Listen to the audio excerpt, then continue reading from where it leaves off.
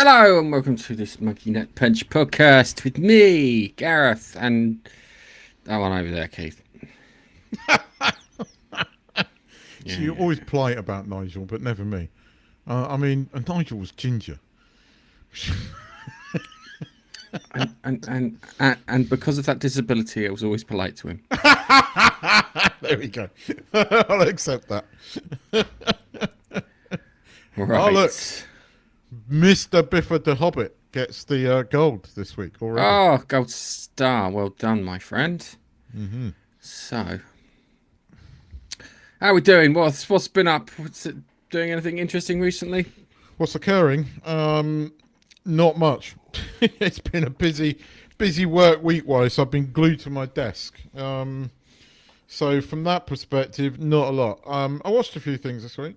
I watched all of SAS Rogue Heroes Season 2, which I enjoyed. I watched the Lockerbie thing, which was hard-hitting, but a well-done drama. And I'm trying to think what else I've watched this week. I've watched loads of shit. I'm just trying to keep up with everything I've watched. It's been a busy week. Top Boy. I haven't heard of Top Boy, Biffa. I have to... What's Top Boy about? Sounds like if it's Korean, I think it'll be good. If it's from fucking Los Angeles, then it'll be fire. Sorry, terrible joke. Anyway, we got some new stories to talk about. We both watched The Medicine Man. I've got some thoughts. We're going to talk about Silo. Yes. We caught up with Silo? Yes. Awesome. Okay, we've got Silo and we've got some news stories. So, let's start off with our first news story, if I can find the video. Let's have...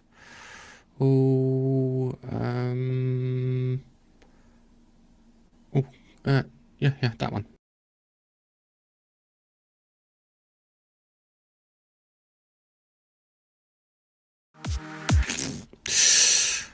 The recent wildfires in Los Angeles have significantly disrupted the entertainment industry, leading to the suspension of numerous TV productions and postponements.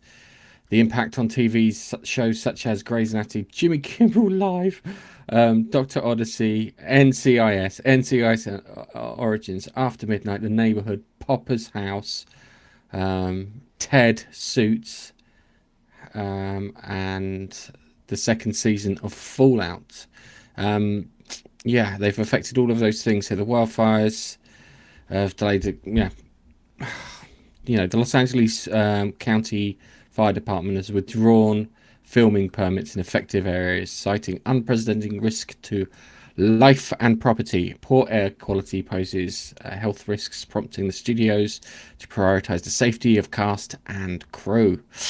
The wildfires have caused the evacuation of 30,000 residents, including celebrities, and have destroyed numerous homes and businesses. The entertainment industry has responded to the underscore of the broader impact of the natural disaster on the communities and local economy. As the situation develops, production schedules and event timelines will be reassessed, with the primary focus on the well-being of all those affected by the wildfires. I got that from 3 sources, including the Irish Sun, which I didn't realise was on our list. I mean, we've been saying we wanted to see Hollywood burn for ages, but I kind of meant metaphorically. Not literally. And I mean, I've seen a lot in the press about, oh, it's superstars and blah blah blah. My wife was guilty of saying the same thing. But look, It's superstars. that's what Ty's called Are you them. saying Mark Ruffalo caused this? No, but no, saying that, not feeling very sorry for them. But like Billy Crystal this week came out and has lost his home of 40 years. Now, Billy Crystal's a well-off, affluent man, but he still lost a home of 40 years. Now, I've only been in my home for 8 years, but my home's got, there's already a history here. I've got stories to tell about living here. There's lots of memories here. And that's just from 8 years. So whilst I despise a lot of these people in Hollywood, I wouldn't wish this on them. Well, most of them. It goes like this. That from everything that I've seen, it looks like a failure in the state to manage these fire areas by not putting proper fire breaks, not making sure reservoirs topped up, not funding the fire brigade well, fucking off to Ghana, and then telling people it's a local issue that local people have to sort out. And these are voted for by these people. So it's a case of, to quote George Bernard Shaw, you don't get the government that you want, you get the government that you deserve. And it sounds like they got the government they deserved. It sucks. It's horrible. I've been in California during wildfires. Literally, I can remember leaving Los Angeles LAX airport in my youth and looking out the window and seeing large swaths of it on fire. I remember looking in the newspaper. It was Today. You remember Today newspaper? Mm-hmm. Yeah, Today newspaper. There was a picture of two people running from their house. And we looked at them and we went, Dad, what? I think that's Nick and Stephen, like that. And then we looked at the house and it was our friends who live in California. But that was then, and they did things to manage this right. And I think that the other part of it too is that they have got an issue with homelessness, which probably was the root cause of the fire, because this is winter, yeah? So, yes, California does experience a winter. It's not like a British winter or a German winter or a New York winter, but they do experience winter. And because they experience winter, things aren't as dry as they should be, but they didn't clear the brush, they didn't put their fire breaks in place, they defunded their fire department, and they didn't fill up the reservoirs. That's a colossal failure. So I think that the denizens of California need to rethink who they've got in charge, because this is unacceptable. And I have problems with my own government, lots of problems with my own government, but it's one of those things where it was preventable. It does go in cycles, this, that and the other. Those reservoirs should have been full, and the fire brigade shouldn't have been defunded in the way it was, unless they were going to sit there and put in lots of those airdrop water things that they have, the ones that go into the water, they scoop it up, and unless they were refunding it and doing that, but they didn't, so they screwed up there. So I think that after the fires have settled down and the damage has been accounted for and things have started to get rebuilt, or plans for them to get rebuilt, they need to be very introspective and look at who they've got governing them, because this is not good. And we go to the the movie industry and they're guilty of promoting these really ineffectual and poor leaders, and that, in my eyes, is unacceptable. And now you've paid the price, and you'll pay it again, and then you'll pay it again until you figure it out. Yeah, I think you're I think you're mostly correct. It's just I have some sympathy for some of these people. Not all, but people forget that it's only ever the sort of like movie stars that you see, the famous people that live in Hollywood, but thousands upon thousands of workers live in LA that run the studios, work in the studios, the low paid jobs that have also lost homes in all of this. And there is some sympathy there. Yeah. I mean, when I said I wanted to see Hollywood burn, it was metaphorically. Oh, not yeah. literally. It was financially for me. It's and the weird thing is, this reminds me of because I've seen lots of pictures of devastation, and one of the ones that got me is the one where they've told everyone to stay at home, then they've told everyone to get in their cars and evacuate, and then they've jammed up on the motorway and they've told them to get out of their cars and go. And then I've seen the fire brigade and the police come down there and literally have bulldozers and bulldoze all their cars to the side of the road so they can access it. I don't know what the fuck's going on there. It reminds me of two stories. One was, I think it was, there was a ferry which had a load of Korean school kids on, and the ferry, I don't know if it ran aground or it hit something and it started leaking and it was starting to list and this, that, and the other. And they were told to stay in their rooms and not go to the muster points. Yeah, half of them disobeyed. Yeah, and went to the muster points, and the ones that didn't drowned in the bloody ferry. And then you had a similar thing in Hawaii a while back with their wildfires.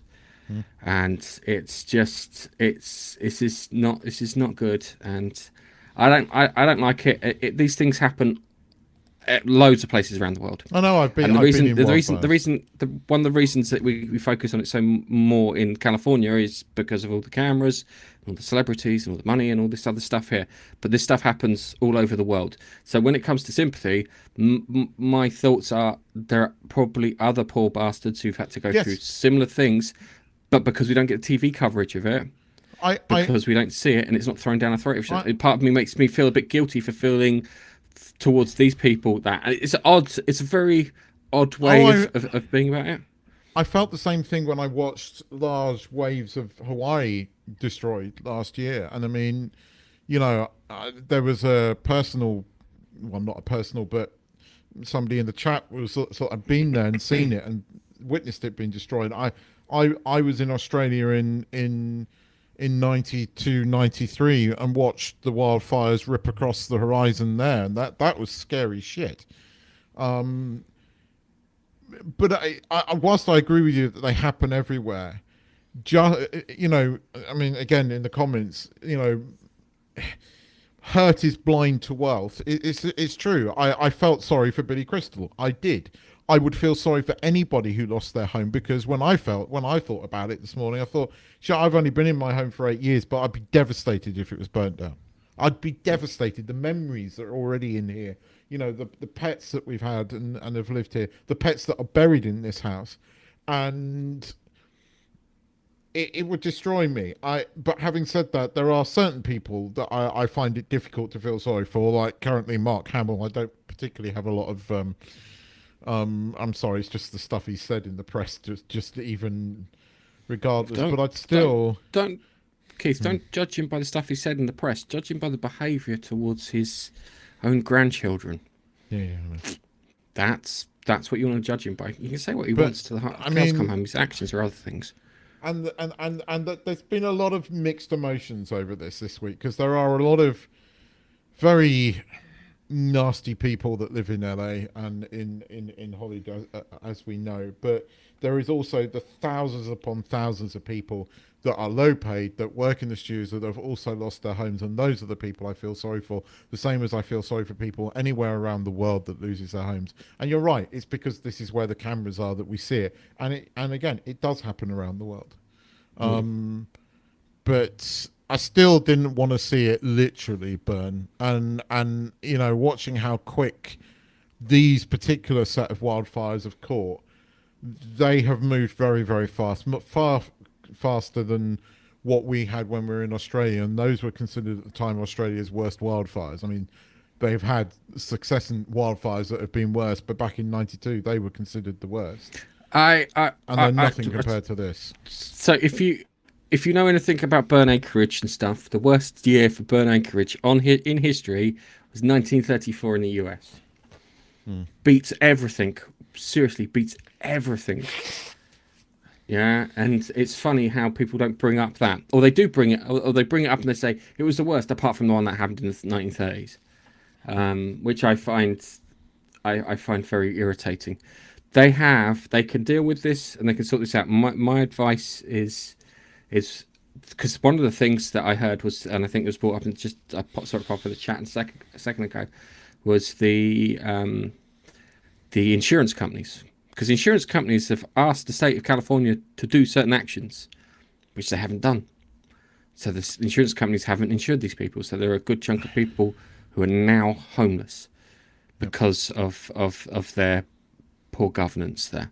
And I am, and it's not like, and it's weird because it's like, I hear of like a landslide or something in Brazil or South America somewhere, and the difference is that landslide would probably never happen. It's like once in a blue moon sort of thing. And I am finding it a little hard for me to give them sympathy when this is what they asked for.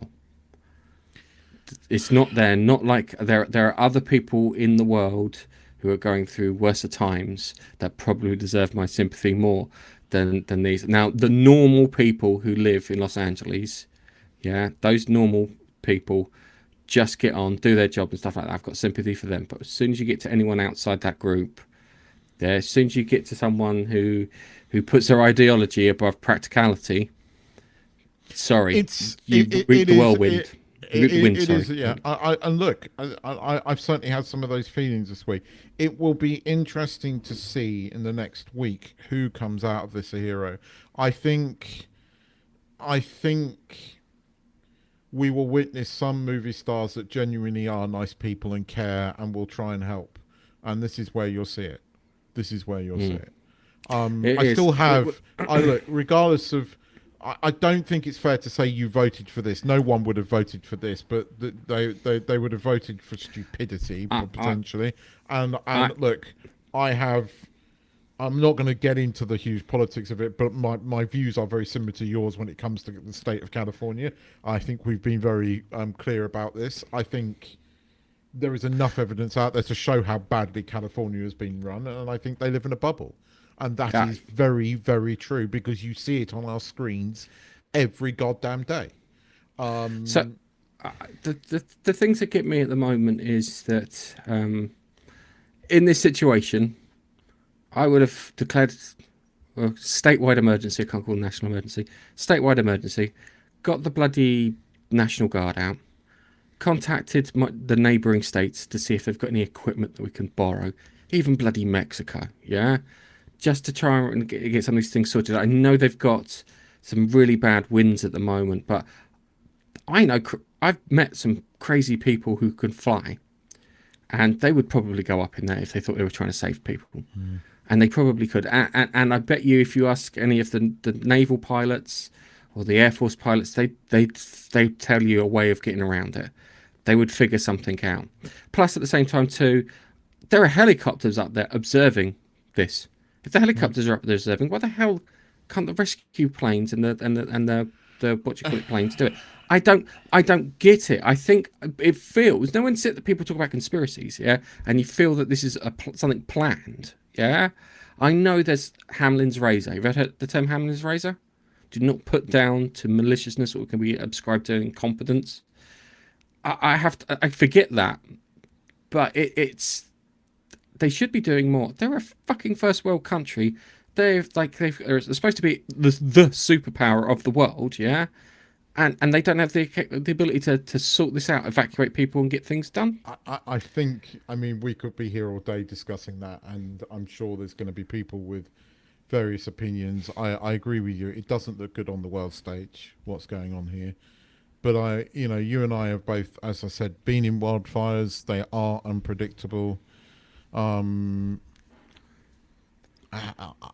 have some sympathy for the normal people on the ground. I have some sympathy for the people who have genuinely lost homes that they've lived in for many, many years. That, on a human level, I feel that. And, Billy Crystal's, I've never heard him say anything that I found too egregious. He's probably, he probably is one of the... He's an old school celebrity. He keeps his mouth shut to make sure that he can appeal to the most amount of people. And just when I heard that, I did feel slightly sorry for him.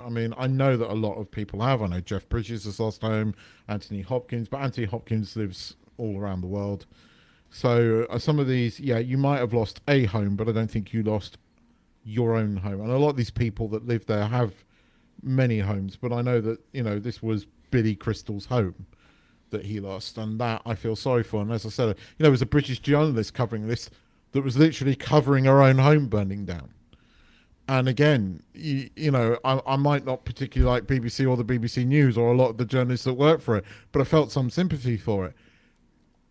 I would feel that exact same sympathy for anybody that I saw suffering that around the world. Yeah. But I as I did said, not wish this. I feel I have very strong opinions about people in Hollywood, but I did not wish this on them. Maybe individuals, but not like this. This is yeah. And look, it is probably down. I mean, there's stuff on the BBC today about hydrants not being full and various things, as you've pointed to, not being full. And that goes down to the government and cost cutting and whatever. And that can arguably go right to the top. But I'm looking at this at a human level. Sod the politics at the moment, although they will come into play in the next few weeks. On a human level, it's a tragedy. And yeah. Anyway, I added this because I knew we had to talk about it. Because everybody's talking about it. There's going to be delays to our favourite shows again because of this, without a doubt. Luckily, not a lot of shows, because most stuff is not shot in Hollywood or around the LA area anymore. So they've moved into my local area. You want to worry if certain places in Vancouver start burning down. Then we're screwed. All right, let's go to the next story. Well. In Alien Romulus, director Fede Alvarez employed CGI to recreate the likeness of the late Sir Ian Holm for the android character of Rook, reminiscent to Holm's portrayal of Ash in the 1979 Alien film. The decision sparked significant controversy amongst fans and critics, with many deeming it disrespectful and unnecessary. I think the last part, the unnecessary part's probably there. Alvarez acknowledged the time constraints during post-production led to the subpar visual effects in the theatrical release. In response to the backlash, he's convinced the studio to allocate additional resources to enhance the CGI for the home release, stating it's much better now. Now, I watched Alien Romulus. I like Alien films. I like practical effects.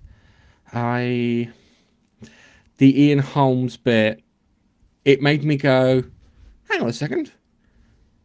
Is that Ian Holmes? And then it went, oh, dearie me. What the fuck is that? From a distance, I wish they left the camera from a distance, yeah? He looked fine. Yeah, when they had the long shots and you could see the Rook character, he looked fine. After that, can I note something in this image here? Can you see I don't know if you can see my mouse pointer. Can you see my mouse pointer? Yeah. See that there? That's The like nostrils. an injury mark on that alien, yeah? Yeah. I think they cut a whole subplot out where they were using an alien android to shepherd the aliens around the station. Potentially. And that's why if you watched Alien Romulus. Yes. Yeah, well, some of it, not all of it. Yeah. Okay, have you seen the bit where he kills the alien and goes, "Get away from me, you bitch"? Yes. Yeah, which is terrible, and it doesn't make any sense because he seems to have picked on that one alien. No, it was in there for the fans, and it didn't work very No, well. I reckon there wasn't. As I said, there was a subplot where this thing was chasing them around and leading them to them, and because of that, that's why he did the whole. The CGI is greatly improved on him in the Blu-ray. You saw it in the cinema, and I've seen the comparison of the two, and it is greatly improved on the Blu-ray. I mean, it always makes me laugh because, like, I mean, do you remember? Obviously, you remember the end of Mandalorian season 2 and the god awful. Even though it was cool, the effects for Mark Hamill were not particularly good, and then some guy on fucking YouTube went and did a much better job within like a week of that episode releasing. Like, it looked real. It was so good. Then Disney promptly employed him, and that's why Mark Hamill looks so fucking good in Book of Boba Fett, because it's that guy. It is Mark Hamill. But yeah, but you got to admit, I mean, to say what you like, but Mark Hamill in all the CGI effects in Book of Boba Fett are fucking phenomenal. But that's partly because they employed this kid on YouTube that did a much fucking better job. But look, this is the story as old as time at the moment, and it's something else that just I don't understand in Hollywood. You know, I remember going back. I remember when Jurassic Park came out, right, and I was absolutely obsessed with how they did it, and you look at that, it was incredible what they did, right? And there are still things in there that I don't believe are CGI. Even now, when I look at it, even now, there's a bit where the car that the dinosaur is standing on becomes a CGI model, and it's still that good today, right? But there are some practical effects that come out in movies these days that look worse than Jurassic Park. And that's unforgivable. And yet these movies have got hugely bloated budgets. I mean, I say this, where the fuck did all the money go on The Acolyte? Because it didn't go on the special effects. I mean, there are scenes when they're... I mean, there are scenes that are so... And I don't believe for a second special effects cost that this much. Either it's just ridiculous. And,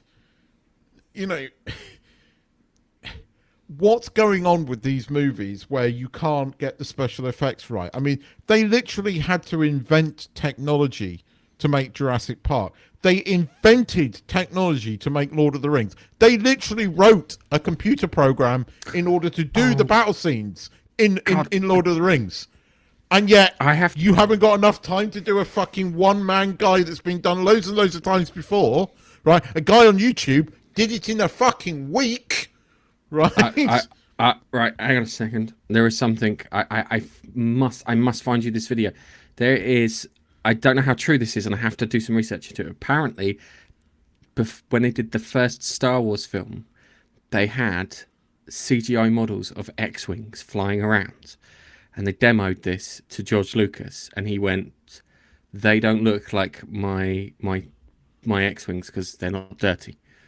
And they shelved it, and then they reused the technology for the last Starfighter to demonstrate that they could do it. That's demonstrating, true. Which is mad. I didn't know that. This is the thing. How this thing of we didn't have time to do a proper job of it, so we redid it for the Blu-ray. But this is bullshit, right? Because as we know, the demonstration. I mean, it was literally a week after the episode of Mandalorian came out that there was this video doing the rounds on YouTube where it was just night and day difference. It was just so much better.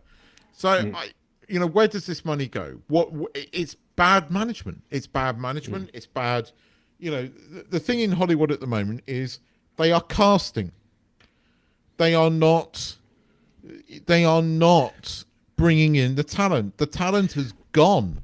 Can I make a point? And I think this is the point. And Marvel films are the best example of this, yeah. And I will put the Marvel films against Dune Parts 1 and 2, and it's all to do with pre-production and planning.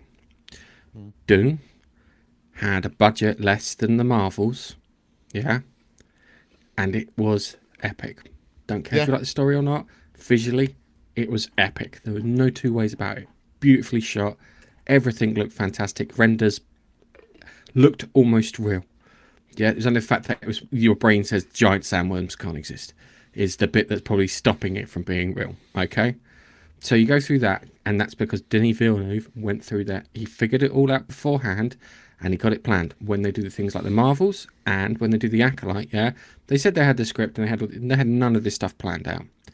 And the reason it looks shit is because they didn't have any of this planned out, and they had to pay. And if you pay to have something done quickly, one, the quality drops, yeah, and it costs more.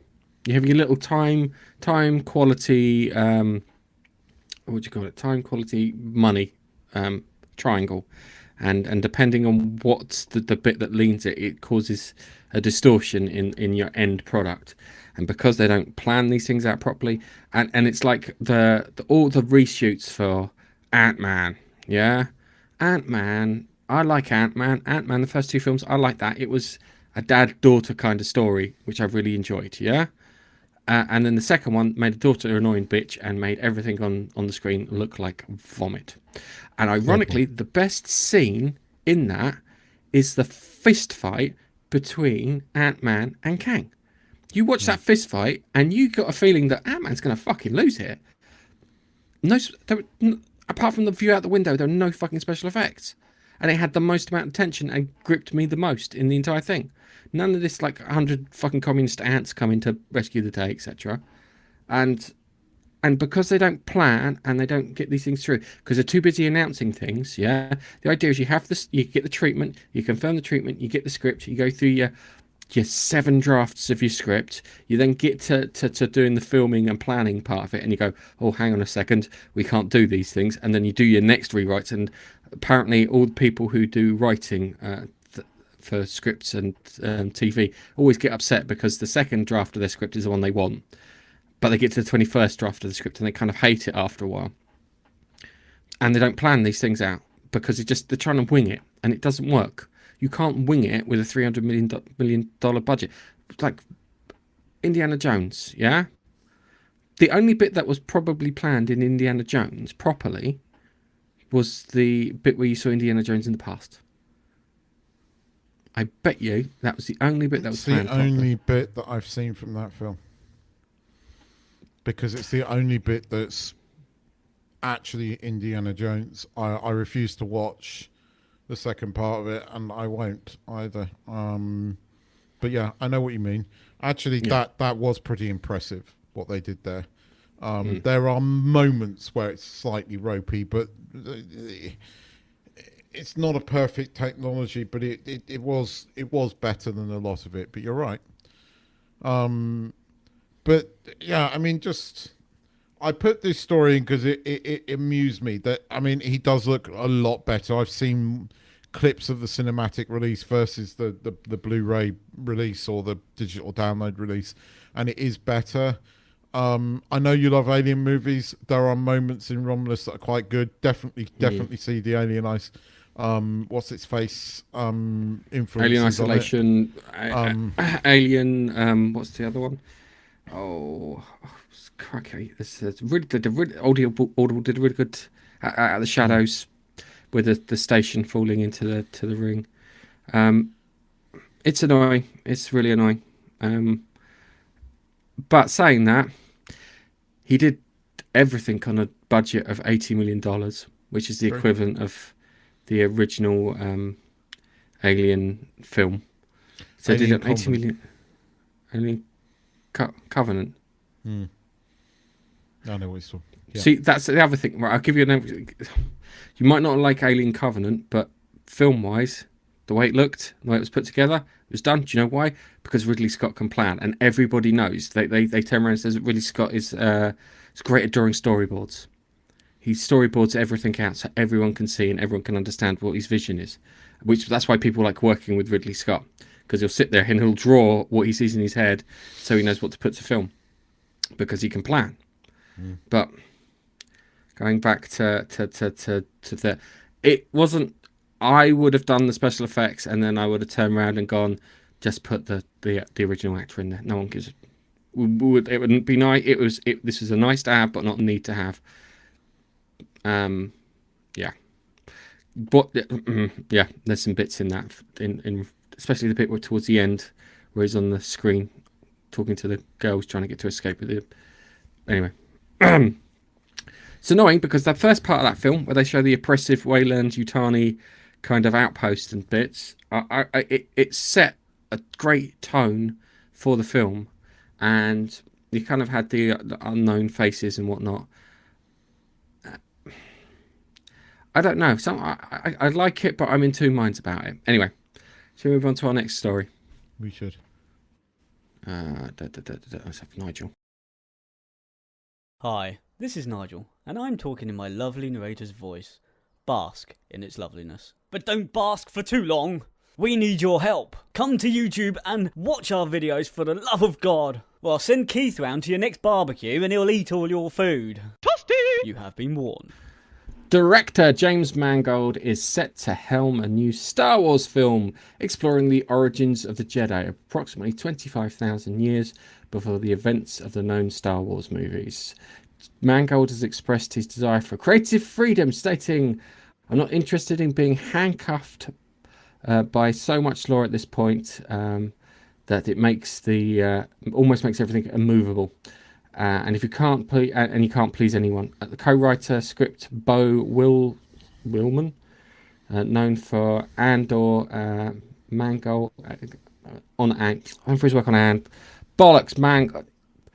There's James a book Mangold. that already exists about this called Jedi Origins. Mm-hmm. So you're already handcuffed to law. Mm-hmm. And you can't do anything that will undo anything that happens in the future. So you're still handcuffed by law. Mm-hmm. It's another director who wants to make Star Wars but doesn't want to be set down by any law. He wants to make his version of Star Wars. So why are you making a Star Wars movie? Go and make a science fiction movie. There are people who love Star. I would find some rabid fan. Yeah, I would find some rabid fan and someone who works for Thingy and literally pair them up, turn around and say, I need to make it. It needs to be consistently inside the Star Wars universe. So our guy from the studio is going to make sure this happens. Come up with something. You could probably do it for $100 million and make yourself a really good film. Yeah? And you wouldn't spend too much. And they would probably figure out ways of of making the story much more interesting. Here's the interesting thing. I know where Filoni is going with Star Wars now, right? Because there were some castings announced. So Ewan McGregor and the kid that played young Ahsoka have both been cast to star in season 2 of Ahsoka. And we know that it's going into the Force gods. I watched those episodes of Clone Wars recently. And I went, I know where you're going.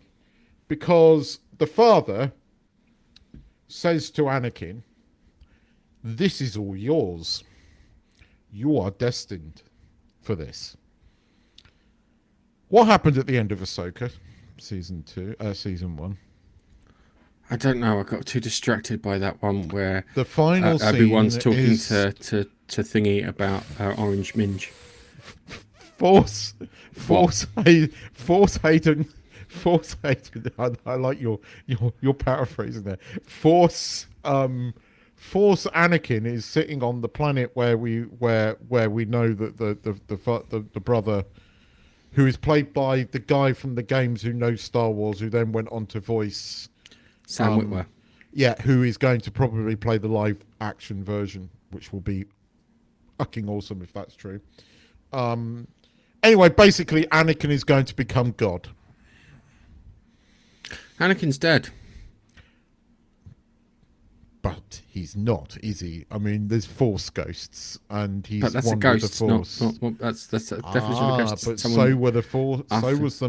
So was the brother and the sister. The brother was the literal representation of the dark side. So Sam Witwer will become the voice of the dark side, which is kind of cool because that guy knows the law, right? I have to say, my money says if you do employ Sam Witwer to do that, I reckon he'll get fired. at this point in time, they couldn't fuck it up any more than they've already tried. But I will say this, as a fan of the Clone Wars, seeing some more of those flashbacks with Hayden and what's his face, Obi-Wan in their armored gear with young Ahsoka, I did like that scene. I liked that young Ahsoka scene. She did a much better fucking job than what's her face with the lightsabers. Yeah. And that whole thing with her and Anakin was fucking fantastic. You can say what you like about the rest of Ahsoka, and I bloody well can. Right? There was some dickhead arguing with me on Facebook earlier, I'm going, look, Ahsoka season 1 was shit. The only decent thing was the Clone Wars, flashback. The rest was stupid. And don't even get me fucking started on the whole lightsaber stabbing through the chest fucking thing. I know statistically only 33% people die from being stabbed in the chest. No one's ever been stabbed in the fucking chest by a lightsaber before, and that shit's gonna kill you. Sorry. Right.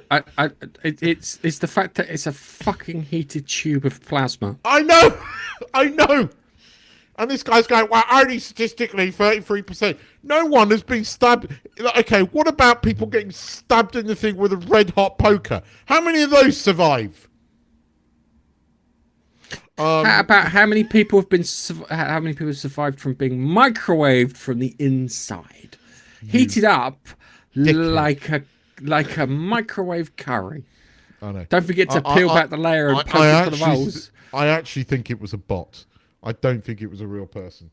I was looking at the way they were wording things. I'm going, you're an idiot or you're a bot. But there were. I mean, I have to admit, the Star Wars fan, because I am a Star Wars fan, right? In me would like to see that.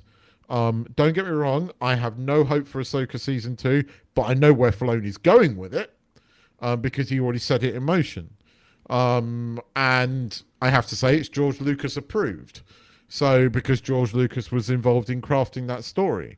And actually those 2 episodes of the Clone Wars are really cool, because Anakin goes to the dark side early. And it's done in a really... Goes to the dark side early. Because, hello, I'm Mr. Darkseid. You're 6 months early. These gods are like literal physical representations of the Force. Right? So you have the father and the mother, and the mother is going to be interesting, because if they're bringing the mother into it, she's fucking some kind of destroy the whole Star Wars universe kind of evil bitch, right?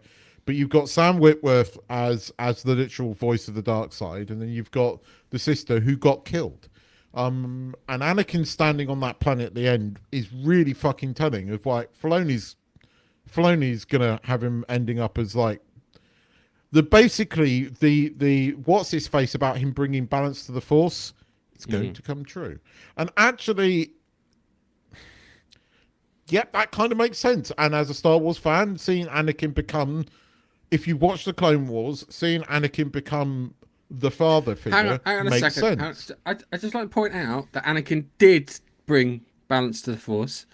There were 2 dark side users and a ton of Jedi, and he murdered all but 2. Be it Obi-Wan and Yobi. Well, don't give me that. Well, no, because you got Dave was on holiday when Order 66 came in. Ezra, right? Who was like, although technically not a Jedi, Ahsoka technically not a Jedi, right? And God knows what's going on with Captain fucking what's his face in Skeleton Crew, which by the way I have to admit I've really enjoyed. But no, because it Skeleton Crew's been good. Whether they land the season final next week, we will see. But it was good. I don't care. I've enjoyed it. It's okay. It's okay. I will go back to my battered housewife thing. Yeah, just because he bought you flowers when he came back from work doesn't mean that he's not. No, I'm not excusing Disney from a Star Wars thing. I'm not. I'm just saying Skeleton Crew's been all right. I'm going to say things are good when they are good. And Skeleton Crew's been all right.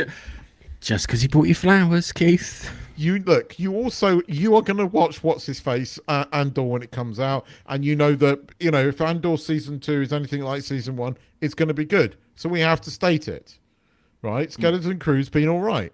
It's been a watchable family show. There's been very little politics apart from the lesbian mums that really don't. It's background shit rather than anything else. It's been great. It really has. Anyway. You sound so convincing. You convinced me so madly in that last sentence. It's been really great. I've enjoyed it. I mean, look, it's been an all right. It's what Disney Plus should do: produce family watchable shows that are fun and is it forgettable? Mostly. Is it awesome Star Wars? No, but it's been all right. It hasn't been fucking Acolyte levels of bad or soul destroying. Put it that way. It hasn't done anything to ruin the Star Wars universe. It's added to it, contributed to it, rather than detracting it or devastating it. But there we go. Right, what's next? Oh, we got a trailer. We have got a trailer, but usually before we get to trailer, we have the comments. I swear one week I'm going to send you a picture. A picture of what? I don't know, and I expect you to review it every time I hear this music. This is Keith from London. No, what you're going to do is you're going to give me a finger painting, yeah? And then I want to do, you have to do it so it's a video, so it shows you the finger painting, Keith from East Molesley, and it just goes down because that's very nice, and it goes age 44. It has to do that. Biffa was in first. He gets a gold medal. I have to look up what Top Boy is. Top Boy it's a British is UK. comedy. I know it's a Sky thing, I think. Ah, right. Then we've got the Mrs. Hello. And then Laurie saying hello to everyone. Hey, Laurie. Doo-doo. Happy And Sunday. then, hi, guys. More to the story. He's talking about the Oh, okay, yeah, we're going back to the thing. It's the high dollar homes of sprinklers when they breached the water dump out. That's just one factor. Yeah. No. I agree with that. Yeah. But as I said, we are looking at these people over here where there are other people in the world who go through just as equally shit times. Yeah, it's like kind of, yeah, anyway. Not sure what to do about the wildfires. Very unpredictable and fast. Remember Maui? Oh my god, my brother thought that they were testing some kind of energy weapon on Hawaii in a populated area. Just no. I've seen what energy weapons look like. They don't look like that. They're quite focused. Rather deal with snow than a fire. Yeah, definitely. And Chuck says yes. Yeah, Hollywood is not immune to pain and nature. Oh. Yeah, this is a thing apparently. That because, as I said, I think I brought it up when we were talking, that because the California government hadn't put certain bits in place, wildfire didn't cover it under a force majeure, so not good.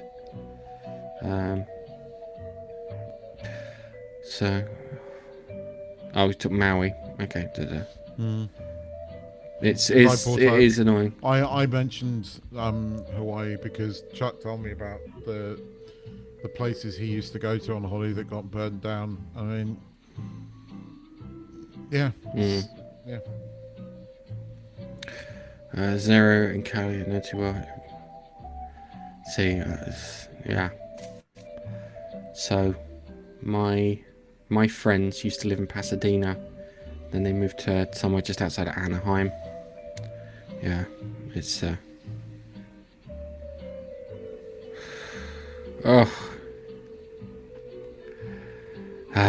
it's got nothing to do with him and everything to do with that prick Gavin Newsom. He can gloat. Everyone can gloat. Fucking Putin can gloat. It's the management there. Look, send someone in. Send the Marines in. Send anyone in. You can say what you like, but they've given. Of course, he's going to gloat slightly. Of course, he's going to fucking gloat slightly. What do you expect? I mean, they've attacked him. What do you expect? Yeah. I mean, you don't have to like the man to sort of half understand his reaction, but yeah. There's one thing I have heard from Californians, and it's they would prefer Ron DeSantis to be their governor because he's better, considering all the fucking hurricanes and stuff he's had to deal with. So, yeah. And this is the thing. This is what I've heard too. Arson. Yeah. It was funny because they had wildfires in Canada, and that dipstick Justin Trudeau's going, oh, it's global warming, and then the police arrest 7 people for starting the fires. I tell you, when we were on our fucking epic road trip across the north this year, we came across several sort of small fires along the roadside, and I can tell you exactly what happened. Somebody's smoking a fag and flicked it out, and you can see it. You just know it. You can. That's somebody flicking a cigarette, and that's all it takes. Or dropping a glass bowl. Friend compared the Chicago fires to LA. LA several times larger. The population is concentrated over there. It's weird because you've got LA's got the concentrated bit in the middle, and then you've got the sprawl around the outside, where it's really urbanized and suburbanized. I think is probably, I can't think of the word, but they've got that sprawl that's around the outside, and that's quite built up. Didn't need to get into politics over this, but it goes deeper than 1,000 feet up, like where Gareth is now. I try to distance myself from certain things, just because it's a level of objectivity. And as I said before, there are people in the Philippines. I think you've been hit by typhoons and bits, and people have died, and this, that, and the other. And as I said, all the cameras are there. And I'll be honest with you, they're big boys. It's first world. They should be able to sort this stuff out. You haven't seen I mean, we saw signs of it, but there were massive floods up in the north this year that did destroy a lot of livelihoods. Look, I mean, this happens all around the world, but we should have sympathy. Just because the cameras are there, we should still have sympathy. I know, but it bothers me that we assign more value and more sympathy to certain parts of the world. Where it is in the world, I know. And no more so than where Hollywood is. Because, and it's difficult to feel sympathy for all of them. I'm sorry, it is... because of their relentless, smugness that they're right and that the rest of the world is wrong. And that is what it boils down to. When you boil it down, they think they are the pinnacle of righteousness, and they preach in all of their movies, and that's what they've been doing for years, and they're not. This is the funny thing. These two statements, so this one here, as an American, I can tell you that red and blue states are both broke. There is no money. And yet they continue to overspend, and this all goes way over the top. This is why I have a disdain for government, full stop. I really do. I think Ronald Reagan made a speech, and he says, the most terrifying phrase that you could ever hear from anyone at your door is, I'm from the government, I'm here to help you. And I'm like, that's, anywhere else maybe. I have a disdain for my own government, but who the hell do I replace it with? Because I have a disdain for those people too. So, don't start me on our government. I know. Right. And anyway, I think me and you've had like a 2-3 hour argument. I think we're going to probably be in agreement at the moment. But anyway, let's carry on. I'm trying to get to the things. So DWE. DEW, DEI, maybe? A Jew? I don't know. I'm not sure what that means, Chuck. I hope that was a conspiracy. I don't know. We'll have opinions, so I have to look at the facts. I'm going to stop talking about this now. Mostly because that's the other irritate. That's the thing that really irritates me. I have to wait 3 weeks to know the full story on anything. Doesn't matter what happens. I have to wait 3 weeks roughly before I can have 80% of the facts that are out there. It's so annoying, but that's the way because everybody is so keen to rush to this story, saying it's this. But maybe an opportunity for YouTubers.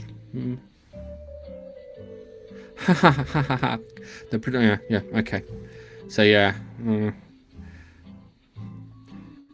Alien versus Predator.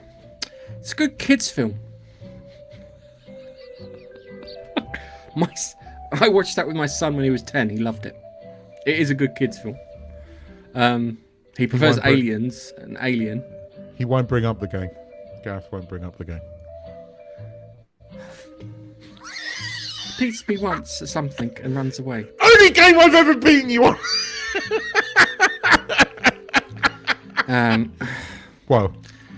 Oh, sorry. Alien Covenant. Yeah. The problem with Marvel is they used to plan it was 1 to 2 movies a year. It was. They used to have 1 to 2 movies a year. One that would be April-ish, and one towards the end of the summer period.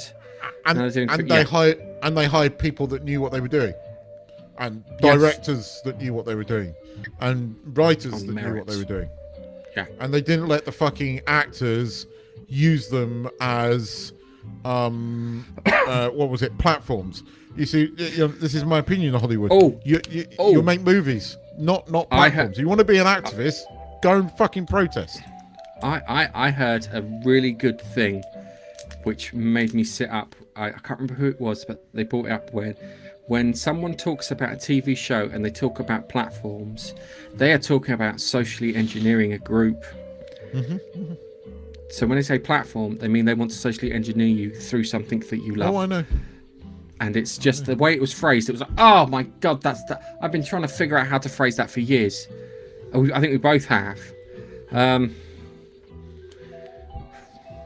be honest with you. If someone filmed Gina Carano on the toilet answering Twitter messages and laughing to herself, you could probably make a better film for less money.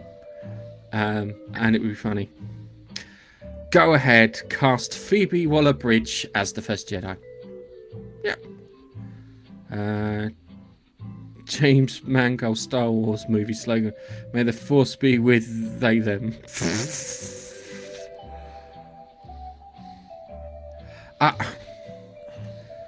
Right, hang on a second.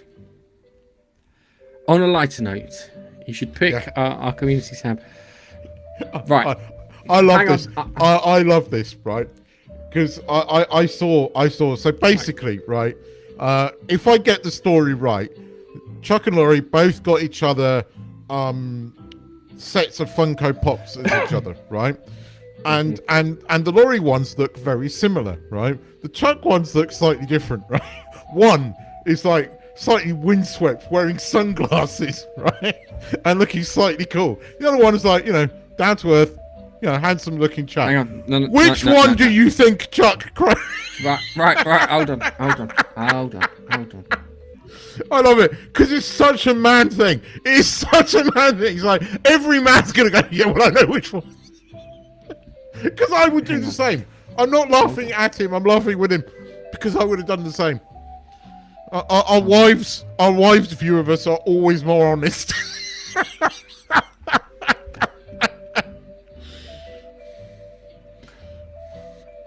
I've put co-vocation. I meant to put co-vaction.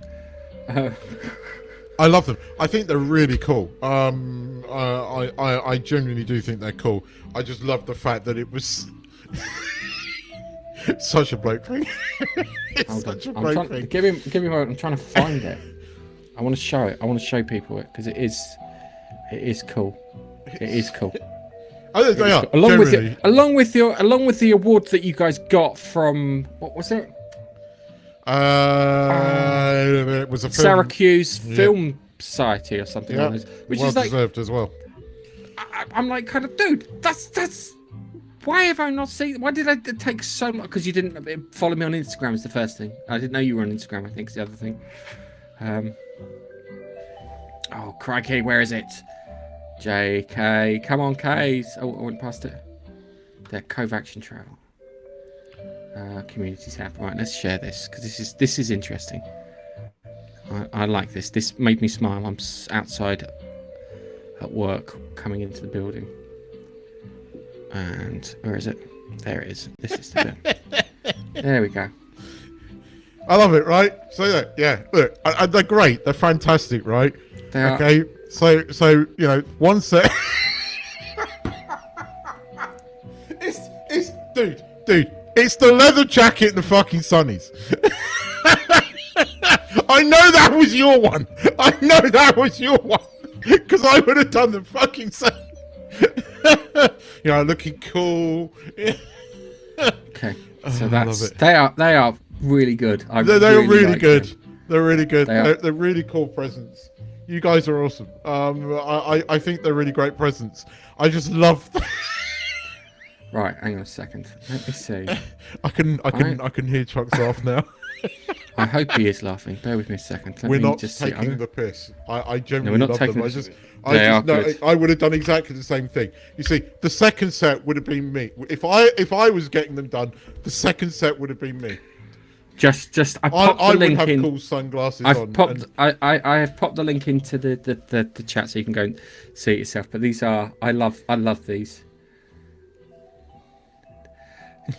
It's the leather jacket and sunglasses. Yes. Yeah. It's funny. Yeah. I would have done the same. I would have probably added a fucking great big bloody motorbike as well. I would have gone full fucking Top Gun with it, mate. Yeah. It is. I think that's so cool. That is. It puts a big smile on my face. Anyway, I just turn the music Does off. me as well. Good job. He is laughing. You'll have to excuse me at the moment because the way things are, I'm a little callous in my view of the rest of the world. For all of it. But with that, we have a trailer to watch. So here we go. I've never been so jealous of a fork in my life. You have any thoughts on dessert? I'm sorry. I love shit like that. Yeah. I'm sorry. Okay, I'm sold. Yeah, you don't need to show me anymore. That's it. I'm watching season 3. Carry on. Sorry. We're looking into the owner of a rug import business called Bazaar Bazaar. Let me guess. He's a rug dealer? Don't. Rug dealer? Yes, Don't. DEA thinks he's in business with bad people. You know him? I thought I killed him years ago. What did he do to you? He didn't do anything to me. Maybe we can help each other out. I have a plan. Undercover informant. Mr. Reacher, your record is Hang on impressive. a second. Bench press proves nothing. Elbow on the pad. Reacher and I fought. Sorry, hand slipped. Welcome to the team. Right. Do you remember Weird Science? Yes. That's Wyatt. Yes. I know. Reacher, I'm in. Tonight's your chance to prove you've earned your keep, Reacher. Exactly how much danger is this job putting me in? Gotta get out of there. How much time do I have? That's not Samu Lee, is it? I'm not sure. I don't know. Because if this Reacher kills Samu Lee, that's right up there for me.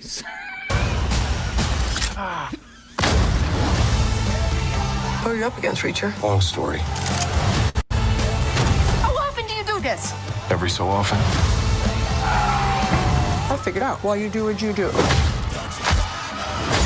Because you hate the big, the powerful, who think they can get away with things. So you make sure they don't. You just figured that out? I'm there.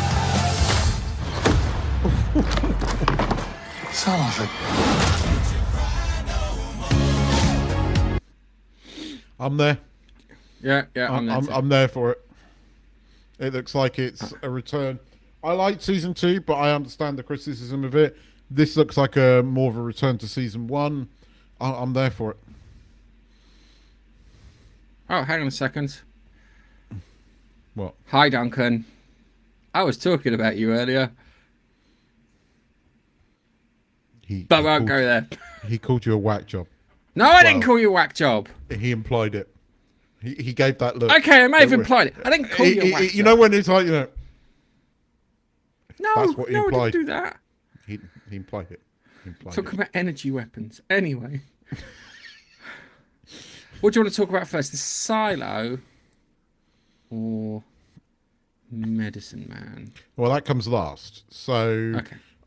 let's talk about Silo, because... Oh, hang on a second. Sorry. There's also... Hi, Steve. Sorry. Hey, Steve. Sorry, I didn't see you in the hey, buddy. I didn't How you see you in doing? the chat until Laurie said hello to you and to Duncan.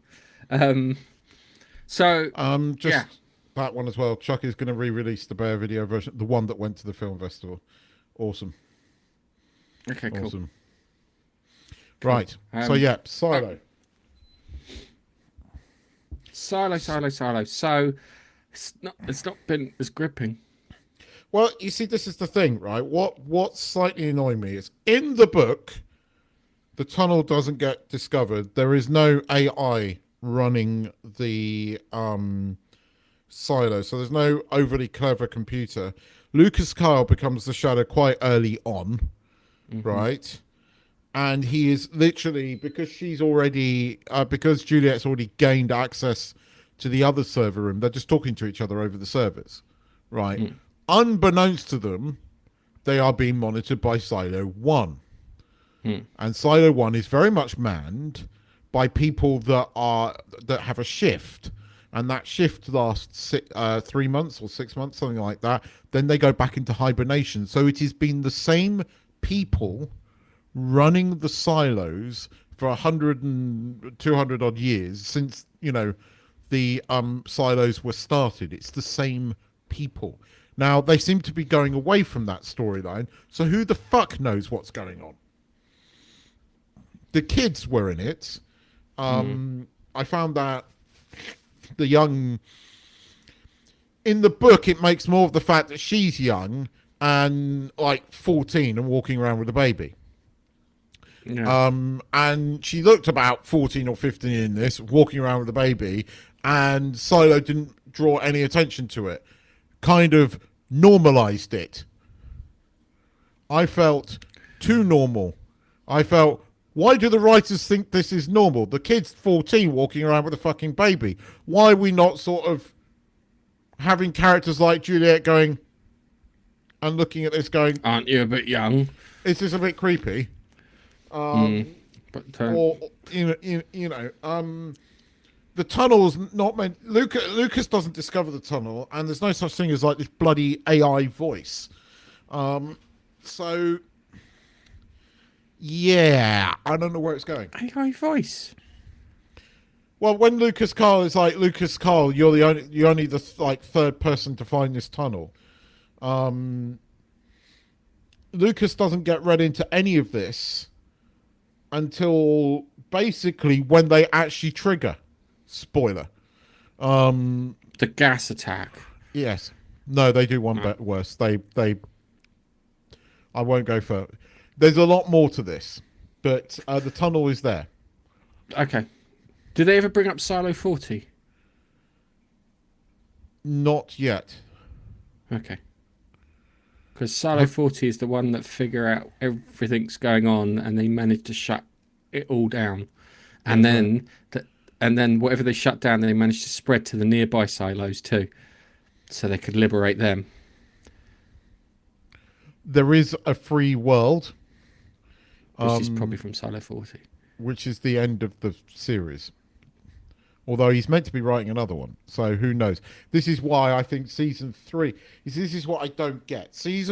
They're saying that they've got 2 more seasons to finish this off, yet he's writing another book, apparently. He says there are a lot more... and one of them is supposed to be about Silo 40. There's a lot more silos, yes. And Silo 1 is the mothership, the control one. Now, Juliet, spoiler, comes back to Silo 18, but we can see that. But if this is going to end where the book has got to end, a lot has got to happen in this final episode. And, the judge character doesn't exist in the books. So the judge and his wife, and I'm sorry, the wife might be nice, but the judge, he needs to die. He's just a smarmy arsehole who only thinks about himself. And the whole lesbian wife thing, yeah, that wasn't in the book. I find that That bit was odd. shoehorned. I don't get that because you clearly established that the character was a shut-in, Yeah. and the only people would come in to see it, but she would never leave, and she'd been there for as long as Juliet had obviously been they alive. got hit, but obviously they needed some money to make the thing. So, and part of the money was, you have to have some representation. So that's where it came from. This is what I think. It's the same with 7 of 9 in Picard, who was never a lesbian until she was, apparently. Where did that come from?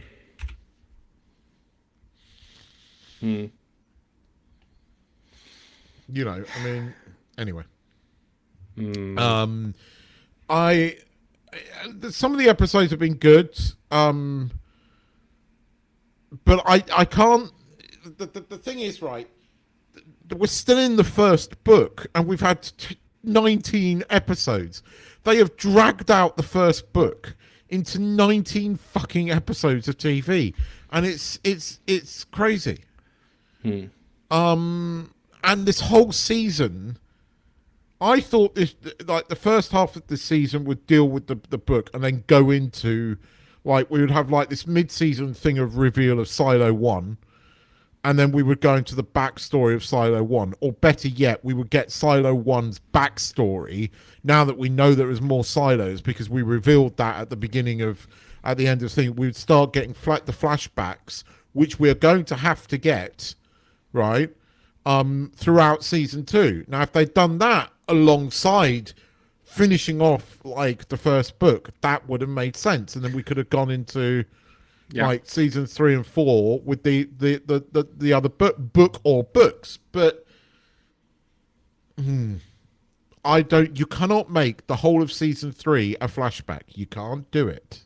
There's not enough story there. So I don't know what they're doing. I don't know what their plan is. They've got 2 seasons to finish off 2 books. And I don't think either book is 2 seasons worth. I don't know. Maybe. See, you're right. They should have been mixing it in with other flashback or bits from Silo 1. Well, you revealed the existence of all the other silos. So that was the perfect point there. What you could have done is done not what anybody was expecting and started episode 1 back in 20 years from now time with the the dodgy senator. Again, this is all spoilers, by the way. And that would have taken everybody going, what the fuck is this? And then you could have done the beginning of the silos, right? You could have done that whole first episode on all on the build up and introduced those characters. Well, what you could have done is you could have done it so Juliet leaves the silo and then it cuts to another silo and everything looks wonderful and amazing, and that's Silo 1, yeah, and they've got a nice elevator in it, yeah, and you could have done that, and then you could have had this knock at the door, yeah, and then you cut to Juliet and she knocks at the door, and instead of going into Silo 1, she goes into Silo 18. And you could have done that, because you could have done a bait and switch there, but you would have still given us something nice to work with. But it's one of those things. It's Solo and the kids. It's a bit weird that they. We are at the point now near to the end of the book, but there's still a lot to cover. She's got to come back.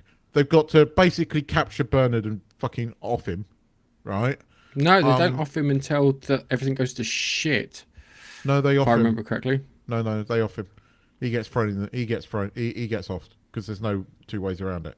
And he's not as bad as the Bernard here. He will die. He has to.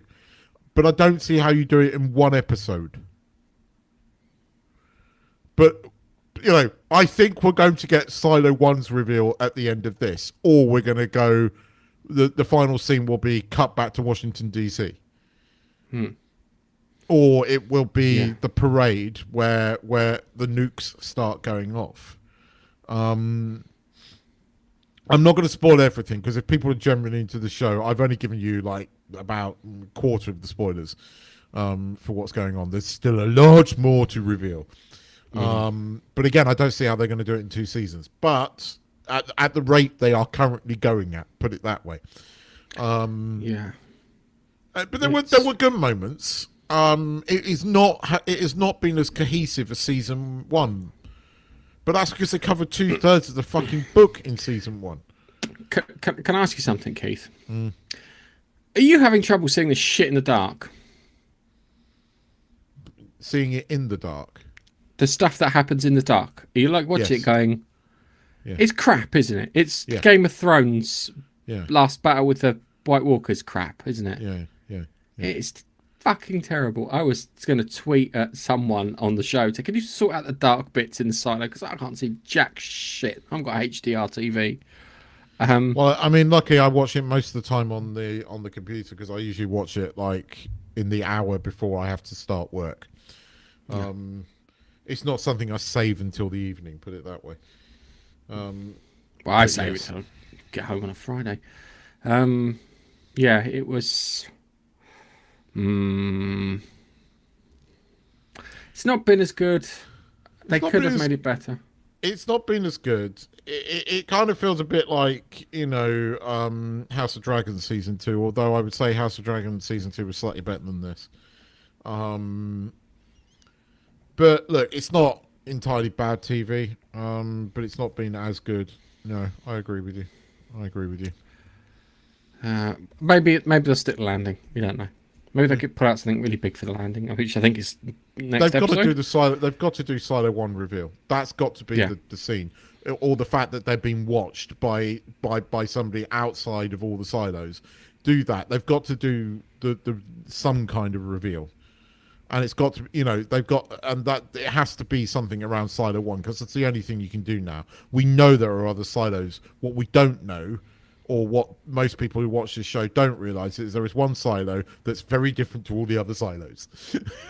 and spoilers from that, you should be able to work out why. It's not Silo 13.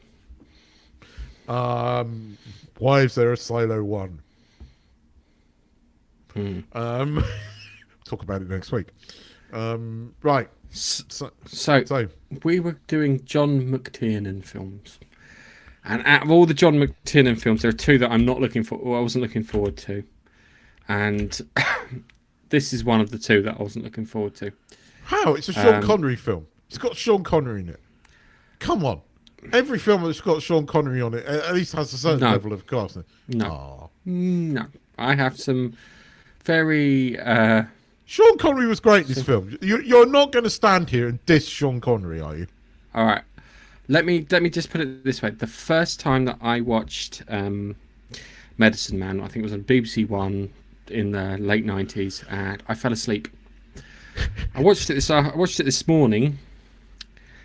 I fell asleep, and I missed about 10 minutes of it because I nodded off. Yeah, this is not a John McTiernan high moment. It really isn't. And we got Last Action Hero, which is supposed to be one of his lower moments. Yeah, next time, and there's no fucking stakes.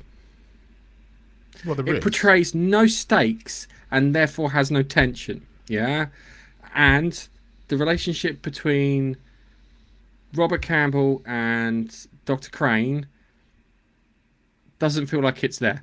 So there's no sexual. So there's no sexual tension there. Yeah. It's Plus, Sean at Connery. the end of it, this is Sean Connery. Yeah, exactly. That's the bit that makes me go. Sean Connery with a ponytail. I'm sorry that ask a woman that's seen this film. Tell me that they don't come back and say, "Well, it's Sean Connery." No. Trust me, it doesn't work. Plus, the actress Lorraine Bracco. She was really annoying. The bit where she signs off with her little monologue at the end, yeah, she sounds like she's concussed. Go back and listen to it, and she sounds like she's got a concussion. I think she was massively miscast in the movie. She's irritating. Her Bronx accent is not very good. And it's not convincing, and she's too high pitched half the time. But actually, I still like Sean Connery, and I think he's a handsome chap, and I'm a man. And there were moments in it. I think there was some tension in it. I mean, the cure for cancer. So I didn't believe them. That's the bit that got me. The only bit I liked was, it was the ants in the sugar at the end. Spoiler warning, sorry. Not the plants. It was the ants in the sugar at the end. I like the bit where they're flying through the trees on ropes looking for the flower. But when she gets high as a fucking kite? No, that's when she's walking because he gives her that bark stuff because she has a headache. Yeah, and then she nearly dies, and that was just stupid. Yeah, that was just stupid, dumb. Yeah, that was stupid. And what I found really funny was that the road company, the people building the road, could have built the road just past where the settlement was. Literally, could have gone right past them. Bypass. We call them bypasses. But in fairness, back at that point when this film was being made, they were kept relocating these indigenous tribes. It's only in the last sort of 10, 15, 20 years that the UN's really stopped Brazil from fucking with them. Yeah, well, I think it's probably got more to do with the Chinese getting a foothold. Right. Thank you, Laurie. I appreciate the comment. Fair enough. Anyway. Good. My mum liked him. My sister likes him. It went, how can I put it? Now we talk about preachy, messagey I was stuff. A bit preachy. Yeah, it was a bit preachy. So, thank you, Tannis. It was a bit preachy with the environmentalism part of it, yeah. And they kind of made out, right, the rainforest in parts need some fucking infrastructure, yeah. But they made out that they tear down the entire bloody forest just for one road, yeah, which wasn't the case. We know it's not the case, and that's which kind of made me just go, it's a bit OTT in that thing. And yeah, I did like the fact that he was like, are you wearing a mask? A common cold could kill these people off. I liked the fact that he had that approach at the beginning. But Crane was such a terrible actress who didn't fit the part whatsoever. I think it just detracted. Oh, she was terrible. She was, yeah. Because it was like, they kind of indicate that they bonk towards the end. They do, they kiss. Yeah. No, I'm talking about the bit at night where they're laying next to each other and he grabs her arm and she grabs his arm back. It's kind of the polite way of saying, without doing anything, yeah. It's, yeah. So first things first is that I don't know if this was filmed in the same place that Predator was filmed in, but it's filmed in Mexico, not the Amazon. Due to the fact that they've got roads in Mexico. Don't laugh, right? Pirates of the Caribbean, yeah. That first scene where they've got the tribes and stuff, they had to build a road for the production crew to come up that, yeah. Which I found quite funny.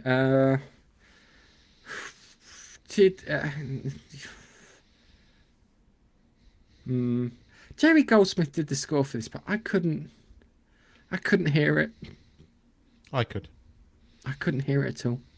It was the music was, yeah. It was, considering it was a 90s movie, the music's very sort of 70s, 80s styled music. I like Sean Connery in this, but then I like Sean Connery in most things. I even like Sean fucking Connery in the League of Extraordinary Gentlemen, and I really don't like that film. I just like Sean Connery. I get it. Not everybody does. Maybe it's a man thing that we like. You like? I like Sean Connery. You like Sean Connery. You like Sean Connery. You do as well. You liked him in fucking The Rock when we were reviewing that. Don't I liked it. Yeah.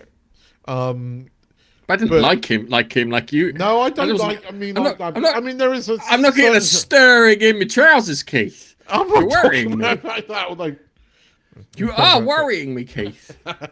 no. But I didn't dislike the film. I didn't like it that much either. It was kind of like, it was a bit meh with it. So the missus backed me up too. I just like pointing it out. That's what she's meant to do. Because she likes Jason Lawnmower. Yeah. Yeah. Now, yeah. What happens, Tanif, if they remake the film with Jason Momoa in it? What would you then say? No. Hey, let's see the comment come now. If they did it, what do you call it? If they did it with Jason Momoa, it'd have to be a comedy. Yeah. It really would have to be a comedy. Because Jason Momoa can't do like a research scientist. What I'd love to have seen was they did like an interview with like kind of like after, you know, the behind the scenes thing. Yeah, so they did a behind the scenes thing, yeah. And they interview Sean Connery and the lady playing Crane. And then they cut to the people that they're actually based off of, and they're just like regular, ordinary people. And it goes, we're research scientists. We don't look amazing like film stars. And then when they cut away, the guy goes, but we do have a lot of sex, more than they did in the film. Would you notice it was boring? Be honest. Would you notice it's boring?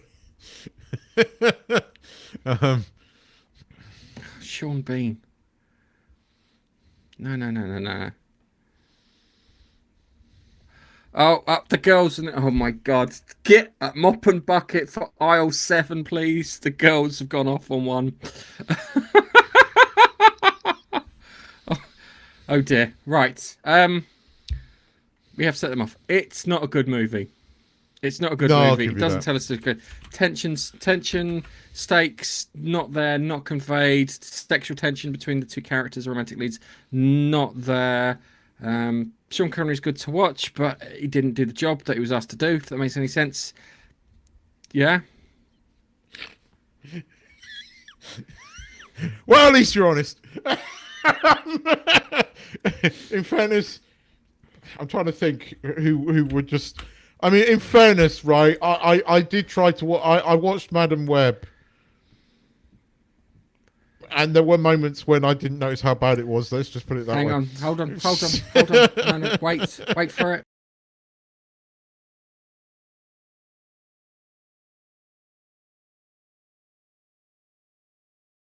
See, look, they got that. Yeah, see, that was the moment. Yeah, hang on.